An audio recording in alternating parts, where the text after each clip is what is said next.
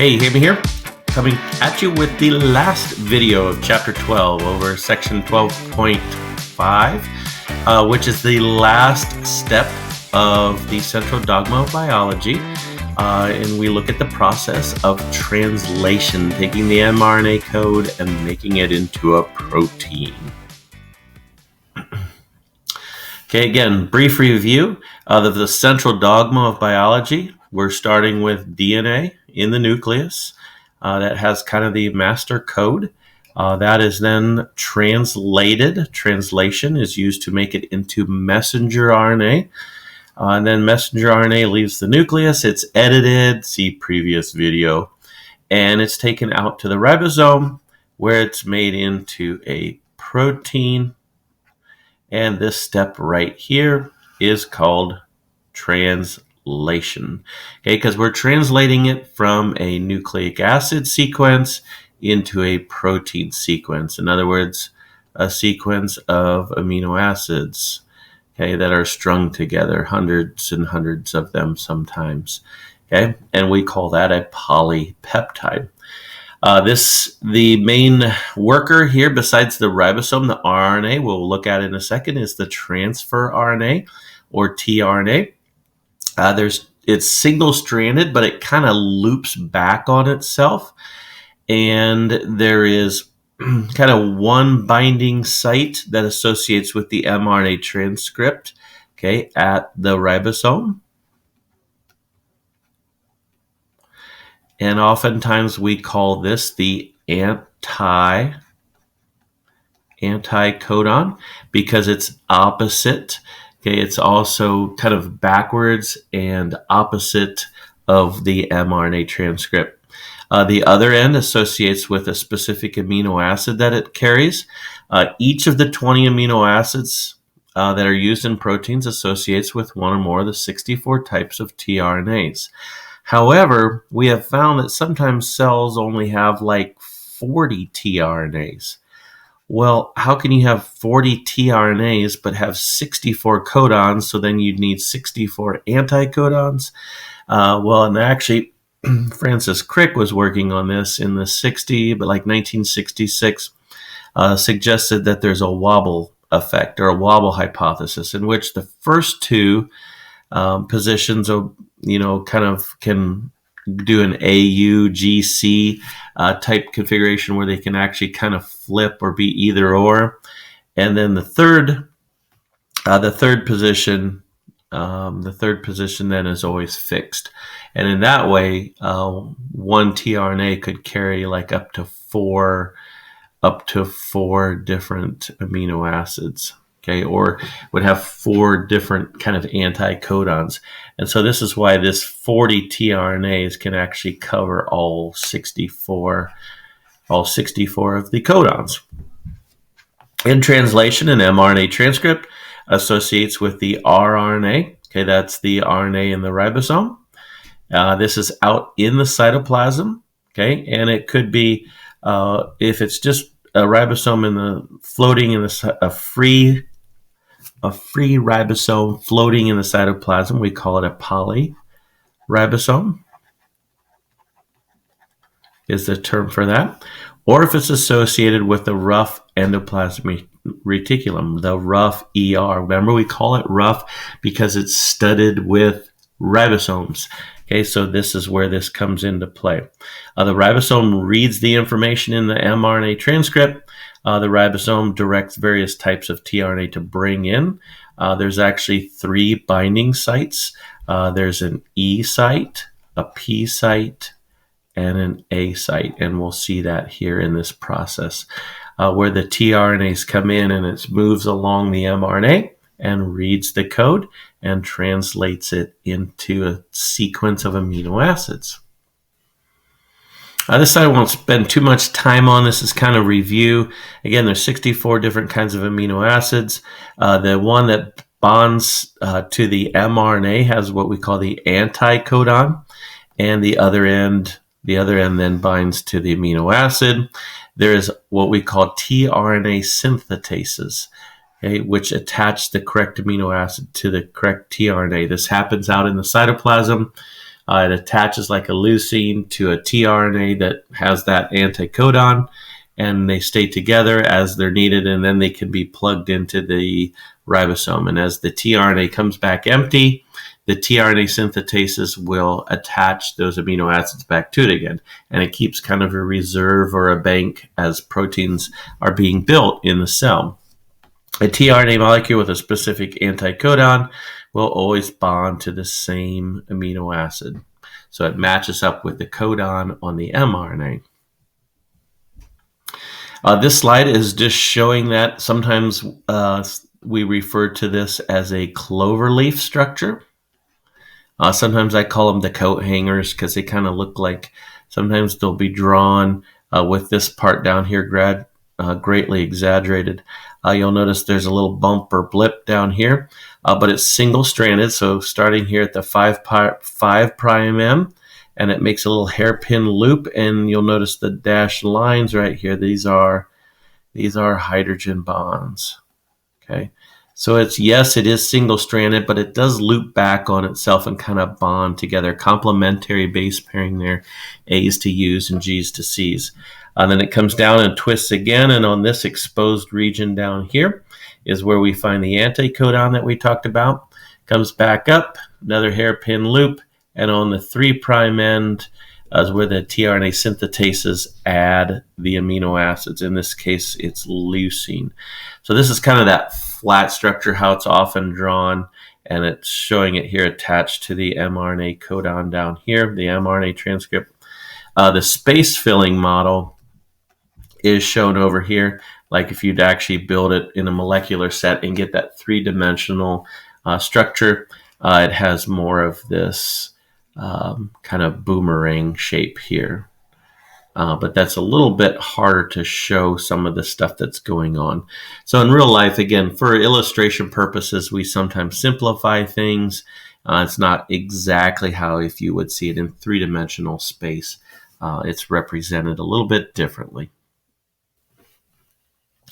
The ribosomes, which I mentioned just earlier here, is made up of rRNA. That's produced from a DNA template in the nucleus, and that's what the nucleoli do. And then remember, the nucleoli are the smaller, darker, often darker stained circles within the nucleus. That's where ribosomes are being made. They're packaged along with proteins into large and small ribosomal subunits, and then they leave the nucleus separately through the nuclear pores. They leave the nucleus and go out into the cytoplasm where they're needed. And once the ribosome is together, again, I said there's an E, P, and A site. The E stands for exit. The P site is for the peptide, where the peptide bond is made. And A, I often call the acceptor, the amino acid acceptor. It's where the new amino acid is coming into place. The large unit, sort of the small subunit lays down, the mRNA kind of lays in place, and then the large subunit kind of clamps on top. The large subunit has kind of an enzyme activity or an enzyme property, ribozyme. So the RNA is acting like an enzyme that's going to create that peptide bond between the amino acids. Then once the amino acid is released, the polypeptide then is when it gets folded into its final protein shape. Okay, again, just briefly an overview of the process. Okay, right here is the ribosome, where you have a small subunit and the large subunit. Okay, that's made in the nucleolus. Here it's kind of showing it together, where here the mRNA kind of runs through the ribosome, kind of like a ticker tape. Okay? And the ribosome just reads along. So here the mRNA has the codon, so you're reading triplet code, 3 at a time. And this ribosome just slides along the tape. And look, as it slides along the tape, more tRNAs bring in the right amino acids, which are these little blue dots here. Okay. And they just slide right along, and you get kind of this, as it goes along, the polypeptide chain right here keeps getting longer and longer and longer. okay, until you get to the stop codon, and then it's released. We can actually get pictures of these polyribosomes, these ribosomes that are free out here in the cell, and they're out there, and we can actually pick them up. So here you have your mRNA strand running through the middle here, and you have multiple ribosomes running along this mRNA strand, making a polypeptide.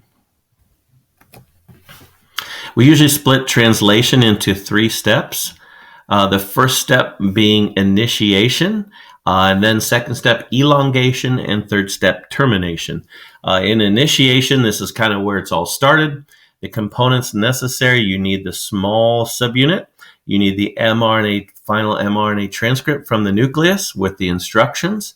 You need an initiator, tRNA. A lot of times that is the one carrying methionine. Then you need the large ribosomal subunit that will come in and kind of crunch in on top, and some initiation factors. These are special proteins that kind of bring all this stuff together.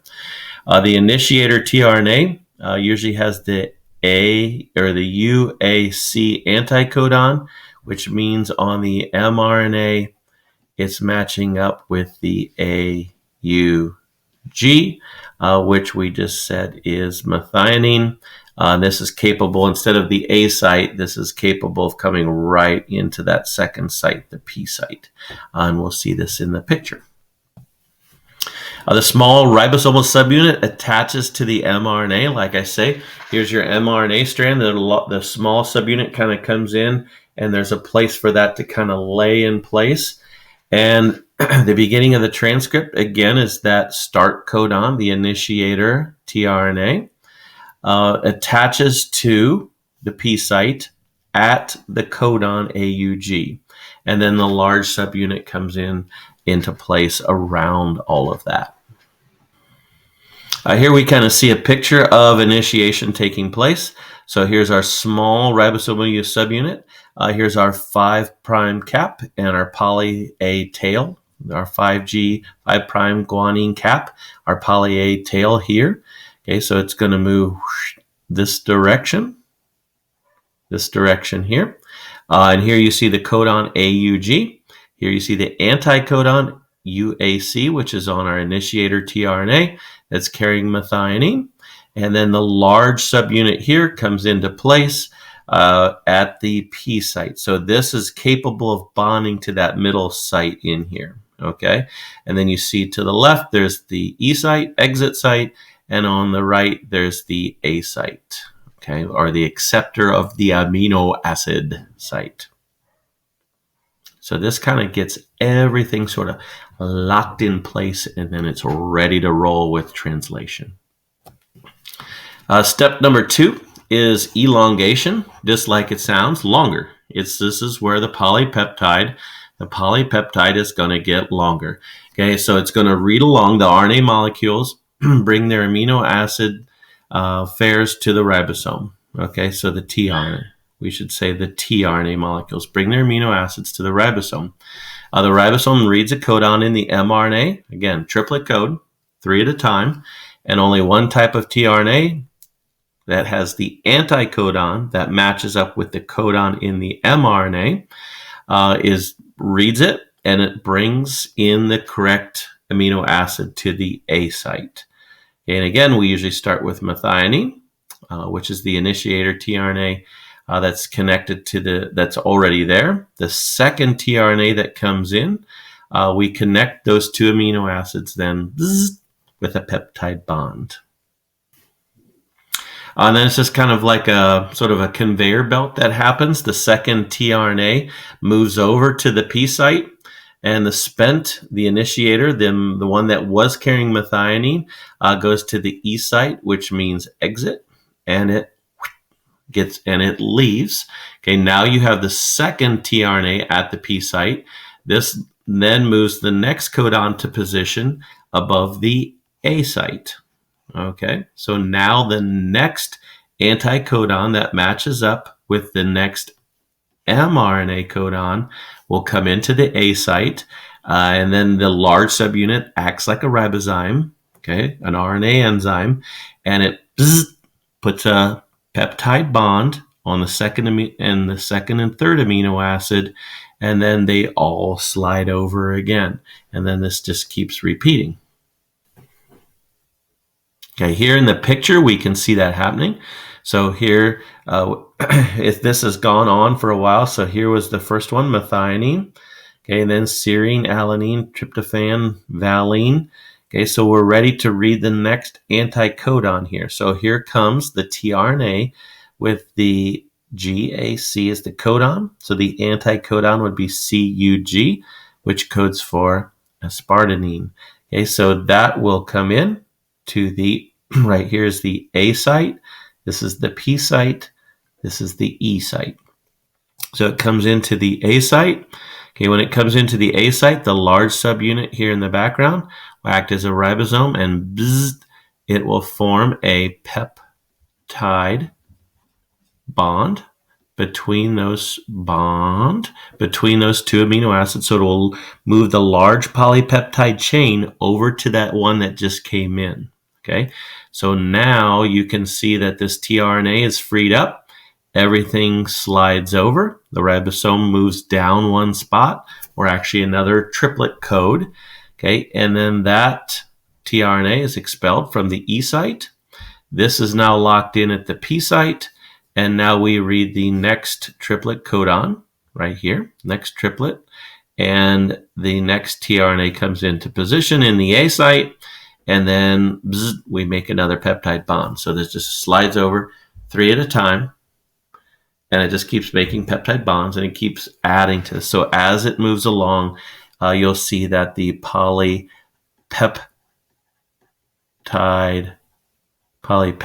chain right here keeps growing longer and longer, and that's why we call the second stage elongation. Finally, step 3, termination. Just like it sounds, terminate to end. Okay, so the previous tRNA moves to the P site, the spent tRNA moves to the E site and exits, gets kicked off. This keeps going until you get to a stop codon. Of the 64 codons, there's 3 of them, UAA, UAG, or UGA, that do not code for an amino acid. They are considered stop codons. Okay, what happens is a protein called a release factor comes in, binds to this UAA, UAG, or UGA. Okay, this is on the mRNA codon. Okay, and that release factor then cleaves the polypeptide from the last tRNA molecule, so it cuts that chain of amino acids loose, and then the ribosome can release and dissociate into the large and the small subunits, and that same mRNA is going to be read by another ribosome. And oftentimes this happens multiple times. Okay, before one ribosome is even done, the second one will start, and then the next one will start, and the next one will start. Kind of like we looked at in transcription, the lamp brush. Only this, we're looking at ribosomes and mRNA and translation. This is just the graphic for the termination sequence. So when you get to the last one, here's the stop codon, UGA. Okay, UGA right here. That brings in not a tRNA, but this little brown thing right here. It's called the release factor. Okay, that's going to cleave, take off this polypeptide chain. Whee! Okay, that means this tRNA can leave. The large subunit is leaving, the small subunit is leaving, and then these two can be reused. And meanwhile, there's probably a ribosome coming up from behind here as well, actually coming this direction, coming up from behind. So when it hits that stop codon here, everything is released, terminated, translation done. Okay, the last 2 slides are just kind of the summary of the chapter, just kind of seeing this all put together. So here's DNA. Up here, we're in our nucleus. There's DNA locked away. Okay, step 1, transcription, where it's changed into a pre-mRNA transcript with introns and exons. The introns are cut out into the final mRNA transcript, which leaves the nucleus through a nuclear pore, comes out to a ribosome, where you've got a large and small subunits, and then you have translation. And as the ribosome moves along the mRNA, you've got your initiation. Okay, so we're coming to here. We have our initiation with our P site, and the next tRNA with the next anticodon comes into place. And as it moves along, it forms peptide bonds, and the one in the E site is released, and it keeps going until it gets to the stop codon, and then it is released. This can happen out in the cytoplasm, and the protein can just be put out in the cytoplasm, or if it's going to be transported somewhere, okay, where this could happen to the rough ER, where it's the first part of the polypeptide is actually going to attach it here to the surface of the endoplasmic reticulum. And then when you get to the stop codon, this is released, the mRNA can be read again, and your polypeptide here is going to be put into the lumen. The lumen is just the space inside of the endoplasmic reticulum, where it'll be packaged and eventually moved on to the Golgi apparatus, where it'll undergo further modification and packaging into the final protein product. Again, just a summary of what we just went over. Gene has been expressed when its product, a protein, okay, this is our end goal here, or sometimes an RNA that's used as a ribozyme, is made and operating and working in the cell.